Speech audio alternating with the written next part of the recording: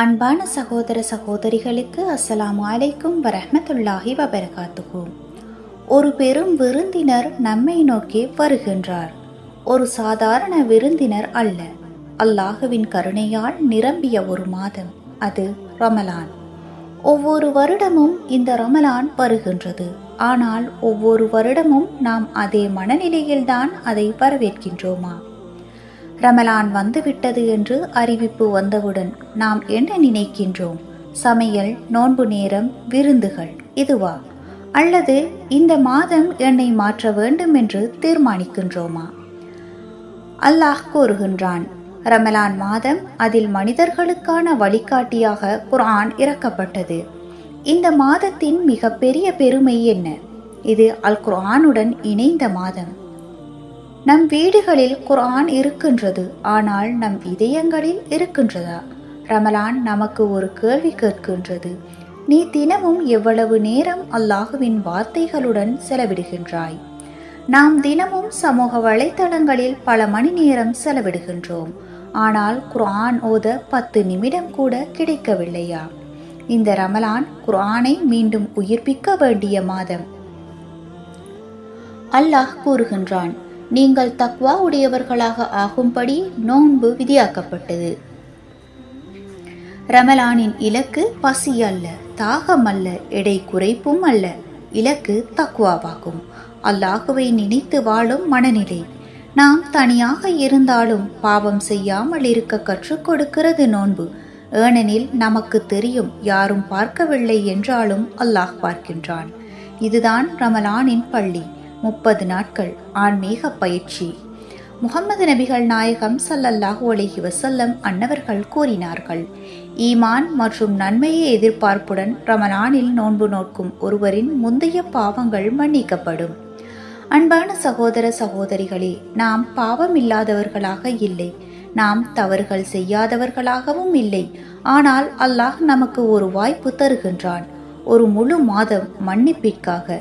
ரமலான் என்பது மூடிய கதவுகள் திறக்கப்படும் மாதம், நரகத்தின் கதவுகள் மூடப்படும் மாதம், சொர்க்கத்தின் கதவுகள் திறக்கப்படும் மாதம். லைலத்துல் கத்ர் 1000 மாதங்களை விட சிறந்த ஒரு இரவு. ரமலானின் ஓர் இரவு உள்ளது, அது 1000 மாதங்களை காட்டிலும் சிறந்தது. 83 ஆண்டுகளுக்கு மேலான நன்மையை ஒரே இரவில் பெற்றுவிடலாம். நாம் அந்த இரவை தேடுகின்றோமா? அல்லது கடைசி 10 நாட்களிலும் கூட நம்முடைய கவனம் உலக விஷயங்களில் தானா? லைலத்துல் கத்ர் ஒரு வாய்ப்பு, ஒரு வாழ்க்கை முழுவதையும் மாற்றும் வாய்ப்பு. ஆனால் ஒரு உண்மை, நம்மில் பலர் ரமலானில் தொழுகின்றோம், குர்ஆன் ஓதுகின்றோம், தர்மமும் செய்கின்றோம். ஆனால் ரமலான் முடிந்து விட்டது, மீண்டும் பழைய வாழ்க்கைக்கு திரும்பி விடுகின்றோம். அப்படியானால் ரமலான் நம்மை மாற்றவில்லையா? ரமலான் ஒரு ஆன்மீக ஜிம். நாம் 30 நாட்கள் பயிற்சி செய்கின்றோம். அந்த பயிற்சியை ஆண்டு முழுவதும் தொடர வேண்டும் இன்ஷா அல்லாஹ். இந்த ரமலானை எப்படி வரவேற்கப் போகின்றோம்? மனதை சுத்தப்படுத்தி பழைய பாவங்களுக்கு தௌபா செய்து தினசரி குர்ஆன் ஓத திட்டமிட்டு தொழுகையை நேரத்திற்கு தொழுது தர்மத்தை அதிகரித்து ரமலான் வரும்போது நம் வீடு தயாராக இருக்கலாம், ஆனால் நம் இதயம் தயாராக இருக்கின்றதா? அடுத்த ரமலான் நமக்கு உறுதியா? கடந்த வருடம் நம்முடன் இருந்த சிலர் இன்று நம்முடன் இல்லையே.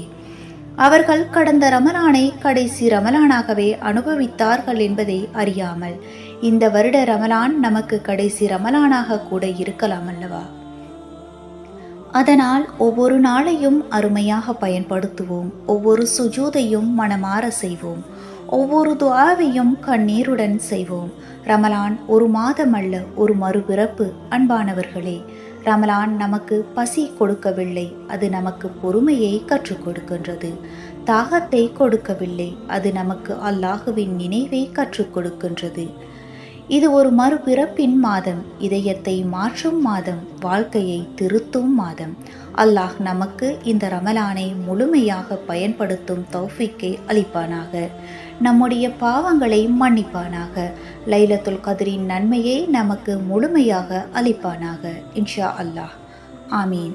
அஸ்ஸலாமு அலைக்கும் வரஹ்மத்துல்லாஹி வபரகாத்துஹு.